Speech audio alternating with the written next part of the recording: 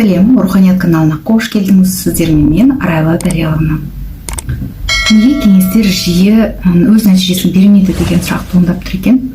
Жалпы адам даму барысында, өмір сүру барысында саналы және де санадан тыс деңгейлермен миы қызмет етеді. Бұл орайда күнделікті тірлігіміз бізде саналы болатын болса, санадан тыс әрекеттерде біздің түп санамыз орналасқан. Егер консультацияға келген адам сіздің кеңесіңізді қабылдап, санасынан өткізіп, түп санасына жолықтырған кезде, онда ешқандай негативке бой алдырмаса, негативке ұрынбаса, онда сіздің кеңесіңізді, сіздің тапсырмаларыңызды дәл орындайды да, өзінің келген проблемасын шеше алып кететін болады. Ал егер де ол өзінің бұрынғы өмірінде кішкентай балалық шағында белгілі бір негативқа тап болған болса, онда санасы міндетті түрде ол тапсырманы орындамаудың себебін тауып береді. Мүлдем жәнегі өзінің травмасына қатысты болмаса да, белгілі бір саналы түрде бір әйтеуір бір себептерді ойдан тауып береді. Мысал келтірейін.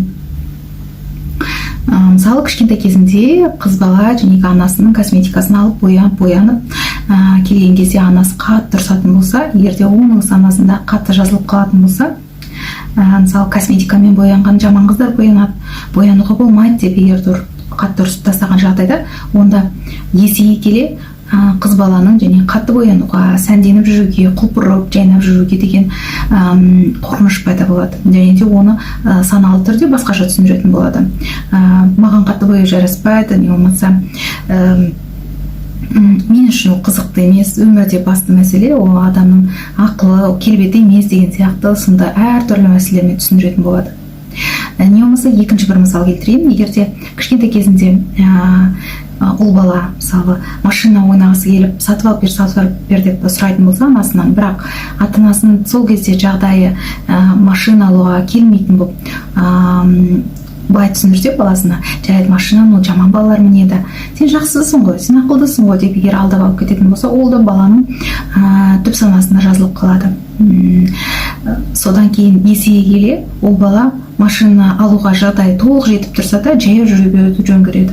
Себебі машина алса, ол өзін автомат түрде жаман адамын деген түсінік түйсігінде қалып қойған түп санасында. Бірақ саналы түрде ол басқаша түсіндіреді. Яғни мүмкін келмейді, ол тура маған қатты қажет емес, мен велосипедпен де жүре аламын, маған таксимен жүрген ыңғайлы, менің өзім водителім болған ыңғайлы деген сияқты түрлі саналы түрде басқа себептермен түсіндіретін болады. Сондықтан да кез келген салада адамдардың ісі жүзеге асу үшін, алға басу үшін міндетті түрде өздерінің установкасына, сондай-ақ кіші кездегі травмаларына проработка жасау керек. Проработка жасалған кезде ғана оларға дұрыс установка, болашаққа дұрыс бағдар орнатылатын болады да, жаңа нейрондық байланыстарды құрау, сол арқылы мақсаттарына жетуге мүмкіндік туады. Ал мұндай проработканы мен кәсіби тұрғыда бере аламын. Егер сіздер Талдықорған қаласында болсаңыздар, төмендегі номерге хабарлассаңыздар болады. Менің каналыма тіркеліп қойыңыздар, міндетті түрде қоңыраушаны басыңыздар, лайк басыңыздар және комментарий жазыңыздар. Сау болыңыздар, құрметпен, Арайлы Дарияловна.